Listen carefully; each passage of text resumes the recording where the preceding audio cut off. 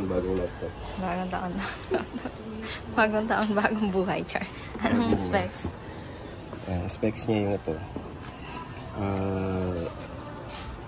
CPU niya Ryzen 7, tapos storage 512 yung gig. SSD, tapos 16 gig yung RAM. Yun lang. Tapos may 6 gig na graphic card. Parang gano'n. 6 gig yung graphic card. Okay lang ba pinakita yung barcode? Hindi ko alam.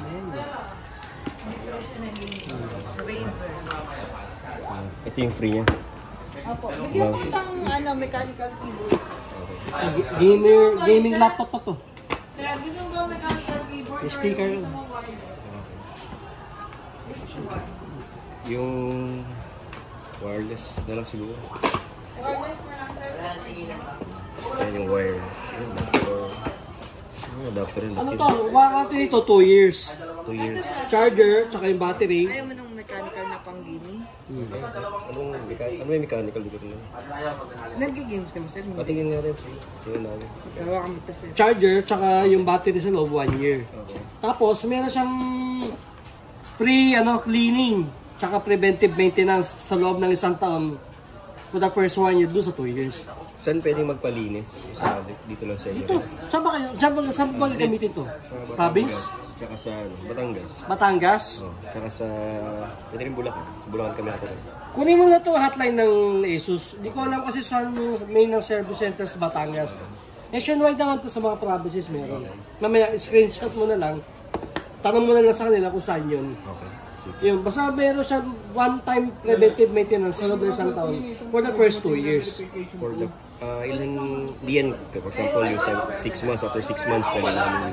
Oo, yan, pwede. After Walang 6 ganun yan? months. Walang bayad.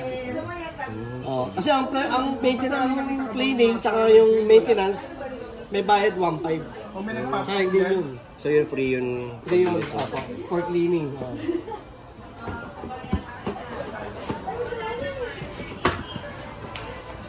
So yun lang yung laman ng box, laptop. May free ka na May keyboard, free ka na mouse. mouse and mechanical keyboard. Ang gamit ng keyboard. May keyboard na.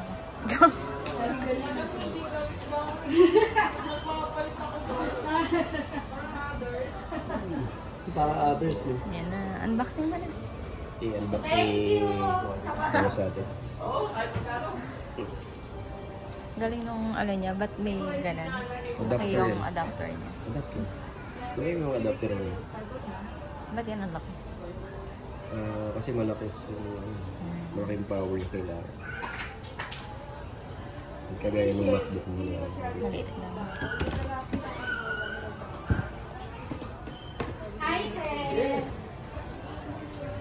Okay lang ba yung video namin? Oo, sige. Tama yan. Unboxing yan, tawag yan, unboxing. Ang ganda. Wow. Ito po siya, yan. Ano mga tayo? Tapos yung charger. Charger niya, ito po. Tapos charger na po ito. Ilang hours tinatagal yung battery? Pag nasa field, usually 3 to 4 hours, depende yung sa gamit pa. Ito 4 hours. Oh, usually pag gumagamit ka na ng wifi, yung 3 to 4 hours na lahati na lang yun. Kasi nag-1.5 hour na lang. Kasi malakas kumain ng battery yung wifi. Eh maganda ko, no? Permanent mo na yung saksak sa kuryente. Pwede naman siya nakababad sa kuryente. Kasi meron naman siya tinatawag na power saver technology ng battery. Kumbaga, kahit na nakasaksak siya, pag na-full charge po siya, automatic magka-cut off naman siya. Automatic stop charging siya.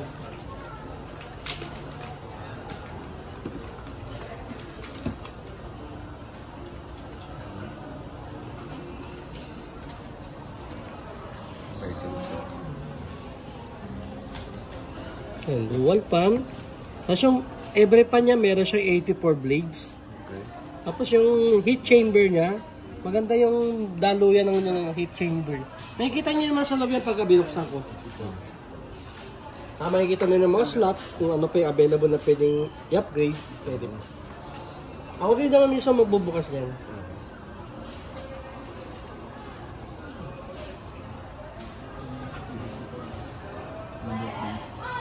365. Gilit lang yung sa akin. Gilit ang hit.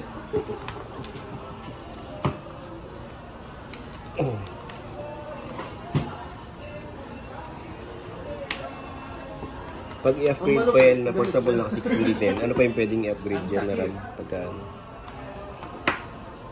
16 gig na siya eh. 16 gig na isang chips lang siya. Oo. Diretso. May slot pa siya. O pwede ka pa maglagay another 60 para maging 32. Hindi siya 8? Yung Hindi. parang Hindi siya 8 plus 8. Hindi. okay. So 16 na yung bibilin mo ulit pagka... Para gusto mo mag 32. 32 gig. Pero anong maximum na yung 32 niya? Maximum na 32. Hindi ko lang alam, te. Cable? Ganun din yung SSD. Meron din siyang slot for SSD for expansion. Pwede rin. Meron siyang 512. Pwede. Po yung pwede. Na, Dalawa yun eh. Pwede mo tanggalin yung 512. Pwede mo palitan ng 1 TB para maging 2 terabyte. Up to max niya 2 terabyte. 2 terabyte. 2 tsaka 32 pala ang maximum.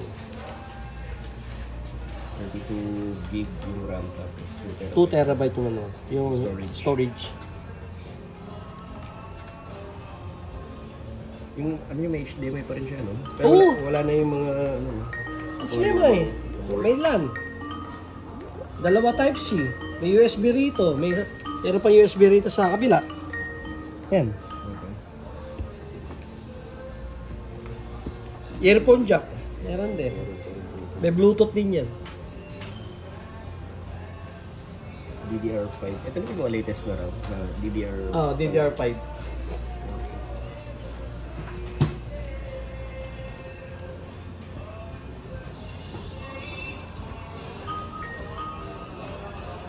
Automatic na na-install yung Windows pala. Ay, hindi na pala natin bubuksan to. Kala ko yung isa yun eh. Ano na pala? 16 gig na pala yan. Pero kung bibigyan niyo po akong 16 gig, okay lang din. Kung bibigyan 16 gig, i-upgrade natin. Iniisip ko yung isa binili niyo eh. Ayun nasa na pala yung 16 gig. Dalawang isip ko kasi Hindi na pala sayang yung bubuksan. graphics na 6 gig. Pero diretso 16 gig yan, sure yan. Okay. Oo. Bukas na ako niyan eh. Yung 16 gig na RAM, magkakano po ba yung mga estimate na ganun? Ayun, tatanong natin kay ma'am. Ma'am, DDR5 16 gig. Asking lang si sir. Asking lang, hindi naman ano na. Okay na yung Windows. Ano ba yan? 540? DDR5. 48. 48? Opo. Meron. Isa. Magkano daw po? Magkano daw po yan?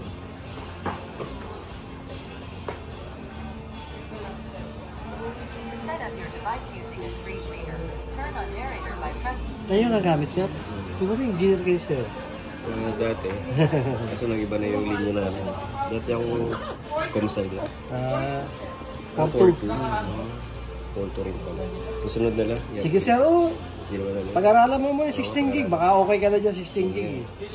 Saka ka na mag-upgrade pag medyo slow na siya. Dito na kayo sir, mag-upgrade sa amin ha. Sa complaint. O kaya, sisa sa Batangas na kayo, doon na lang sa service center. May complaint din sa mga Oh, boss din. Hindi nyo ano yun kasama. Hindi ko kabisado kung may conflict sa Batangas. Pero ang authorized service center like niyan. sa mga malls na may conflict, mag-interconnected ba kayo? Like, Oo, yun. Basta conflict o kaya geeker. install na yung Windows. Oops, hindi fix.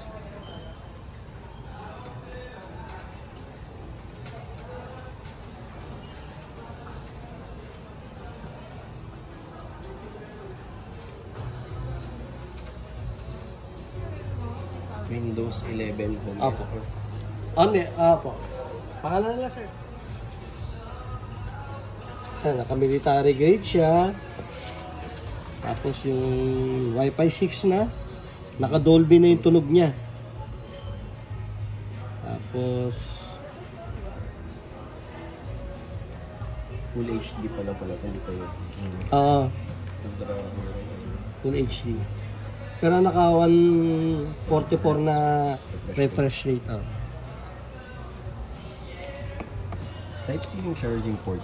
Type-C fast charging. Optional po, pwede nyo gamitan ng, kung may Type-C charger kayo. Pero kasi yung supply kasi, pin type. Meron bang adapter na Type-C?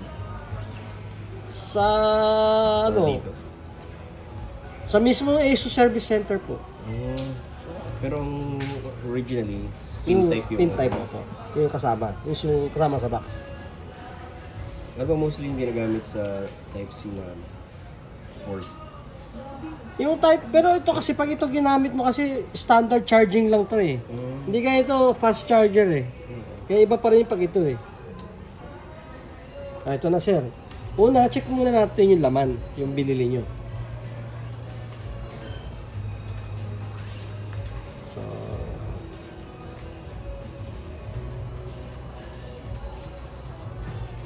ito po siya. CPU po, AMD Ryzen 7, 7435HS.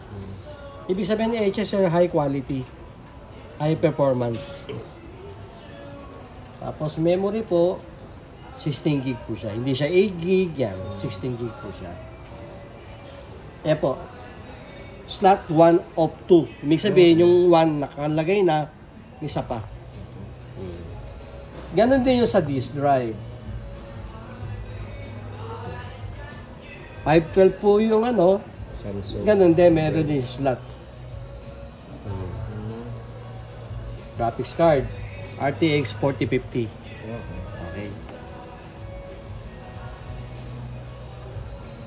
Ngayon, checking po tayo sa charging. So, charger siya. So, ito nga po yun. Pagka meron siyang battery saver technology, yun yung tinatawag na stop charging technology na once na full charge po siya, stop charging po siya. Automatic. Battery na gagamit. Kahit nakasaksak yung... Opo. Bawa sa gabi, nag-charge ka, nakalimutan bunutin. Dati kasi binabantayan natin, di ba? Kasi baka lumobo yung battery. Ngayon wala na siyang issue ng ganun. Nilagyan kasi siya ng technology or yung software na pag napuno siya, mag-i-remind siya na stop charging na siya, battery na ito yung gumagamit. Ngayon, pag nababawasan yung battery, karga na naman siya. May for example, yung kagaya sa mga iPhone, battery health. Meron po. Meron. Dito po. Sa may Asus po. Ito, may Asus. Yung tatawag na kung gusto mo 80% lang. O kaya 100%. Para hindi ma-full charge yung battery. Ano nila Ito po yan. Yan na lang. Kahit Oo. Si Ma'am Candy tsaka si Ma'am Emas. CJ.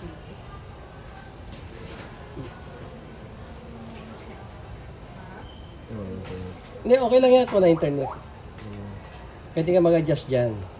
Yung sinasabi mo, sir, yung Hey, sir, passport ko. ito po.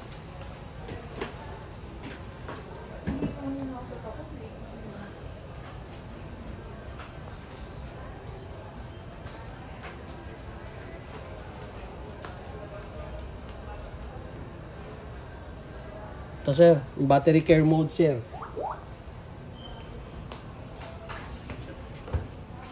battery care. Opo, kung gusto nyo ng yung 80% lang no full capacity, pwede rin. Pwede ka rin mag-in full charge mode.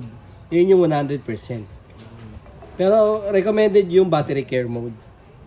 Para yung battery natin, siyempre alam natin may mga cycles yan, di ba? Para hindi nabibilang pag nag-100 siya. Kasi pag nag-100% po yun, one cycle lang yun. Kaya advice battery care mode ka para tumagal yung battery. Yan. Okay, tapos camera, hindi pa rin nawawala yung camera kasi online pa rin naman eh. Online pa rin, mga Skype, mga meeting, mga ganun, mga Teams, mga ganun. Andun pa din. Ilang pixel na ba ito? 1 meg. 1 megapixel. Yes po.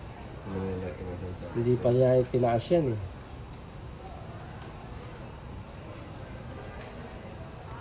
Ayan siya. Yan. ano pa rin yung ating mga... Oo. Para mga bibubok lang din. Oo. May built-in na rin siya ng microphone. Ang maganda sa microphone niya, meron siya tatawag noise cancellation microphone. Yung mga ingay sa labas na napipilter niya. Then, Wi-Fi po tayo.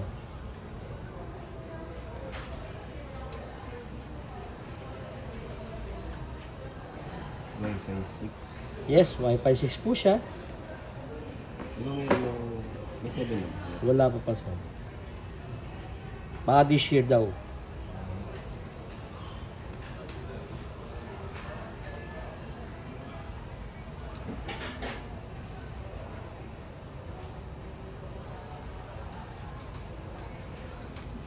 Connected na.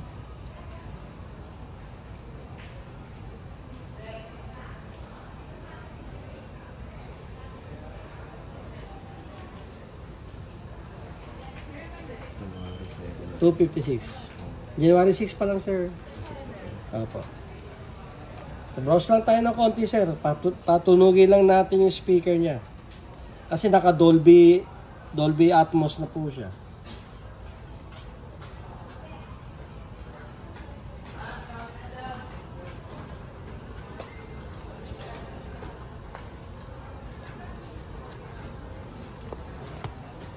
Yun yung MSN, sir. Okay.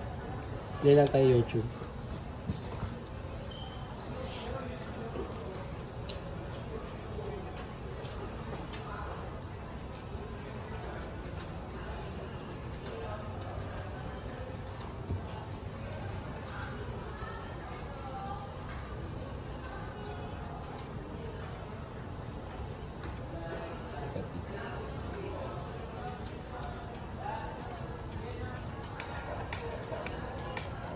Volume. Ayan.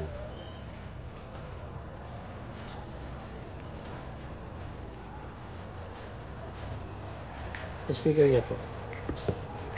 Speaker. Gilid po. Gilid siya. Gilid.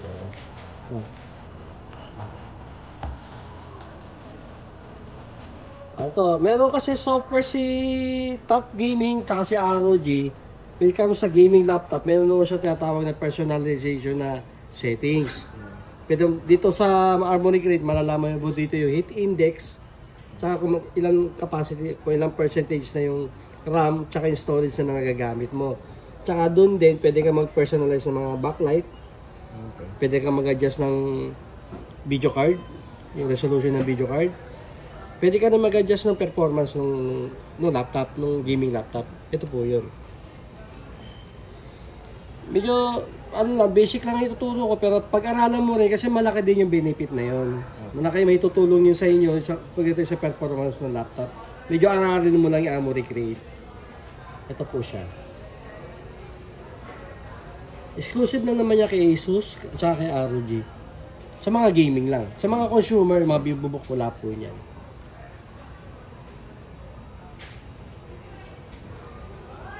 Sir Fernando! Armor Crate. Harmony Crate.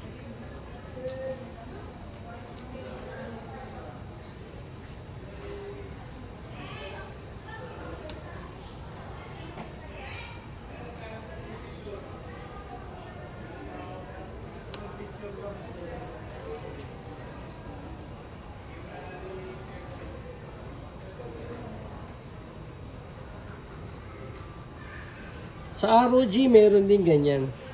Kaya, basta lahat ng game nila, pati yung mga handle nila. Meron. Yung di ba meron silang ROG Ally? Meron din yan. Sa gaming. Sa cellphone din, yung ROG na, ROG Phone 8, yun, meron din Harmony Crate yun. Sergi, nabasa mo na? I-chat daw si North, sabi ni Sir Robert. Oo, ano na ka? Nag-send daw email ang Google. Wala naman sa atin, nagkamali lang yan si Lord. Ito po yun, sir. Okay, ito, lalabas yan. So dito, makikita mo dito yung frequency. Ito yung heat index niya, sir. Usually, ang heat index naman, di naman sumasagot dito yan eh. Hanggang dito na yan sa kalagitnaan yan. Bakit? Kasi, piniprevent ni Harmony Crate, kinokontrol niya rin yung software na yan kung paano bubuga ng heat ng pan yung laptop. Depende yun sa ginagamit mong software, sa usage. For example, kung medyo light lang naman yung ginagamit mo, nagpe-Facebook ka lang, o kaya, ano ba tawag ito? Nanonood ka lang ng movie, Netflix, pwede ka mag-silent lang, silent, yan. O. Kumbaga, yung blow ng pan niya is normal lang.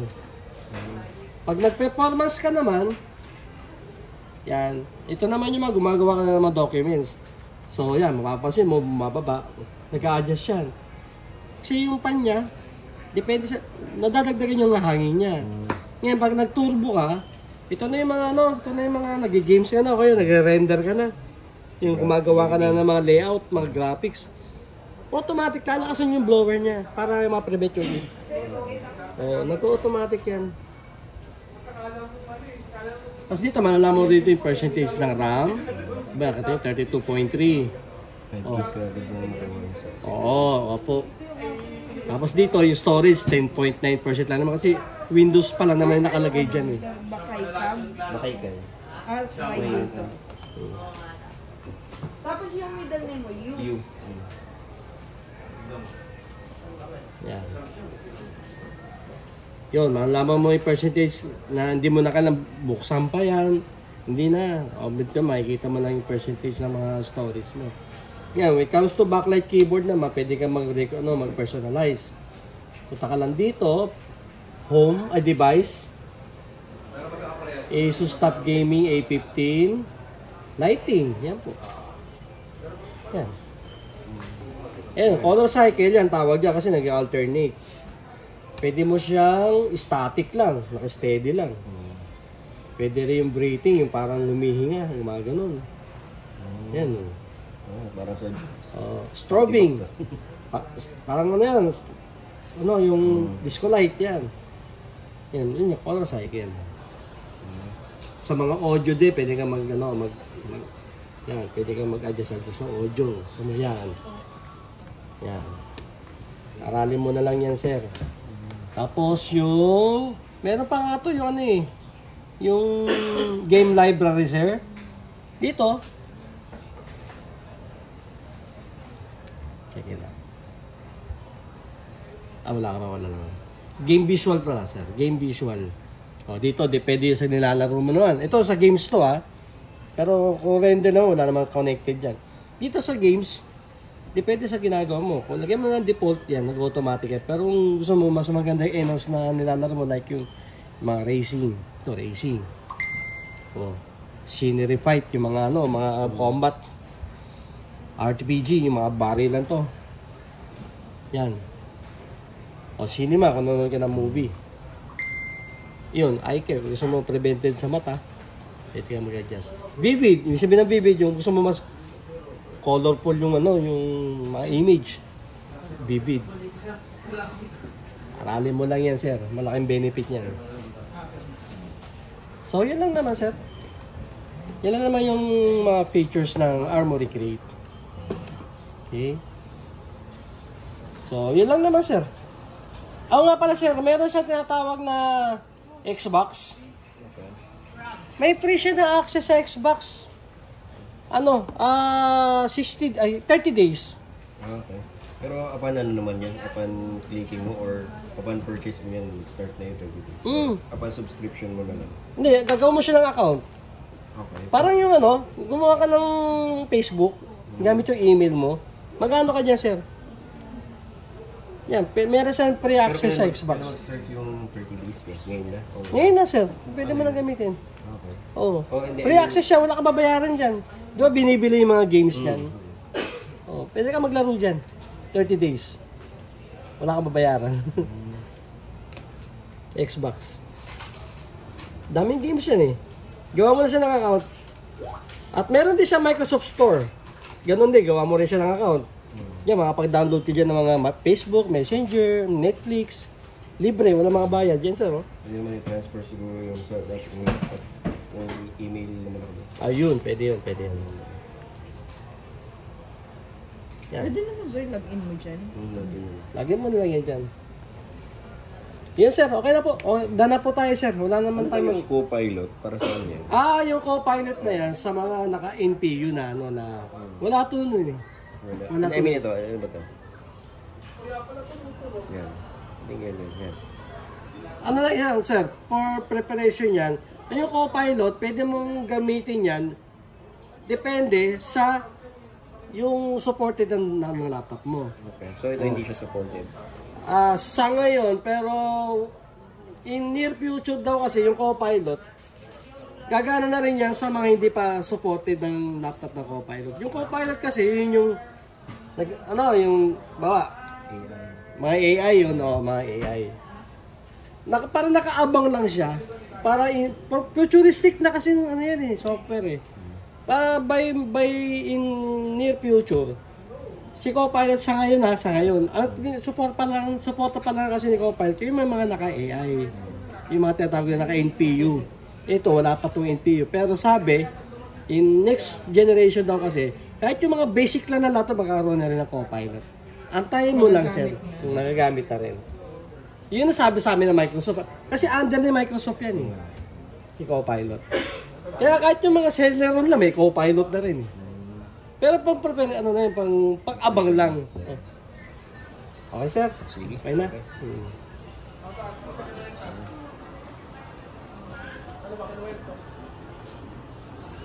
Complete. Okay, sir.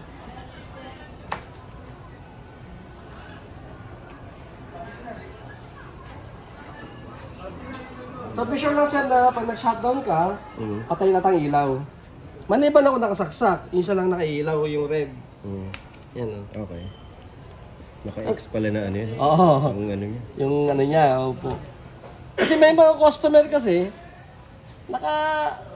di pa namamatay na binababa na, hindi nila alam, nakabukas pa pala, umiinit. Naka-standby. Ito, shape yan.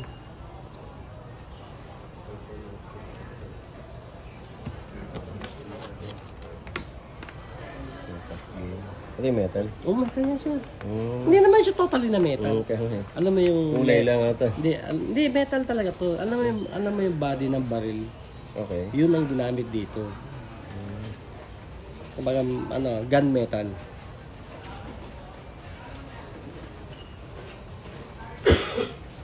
Kasi baril ng gun metal, magaan lang.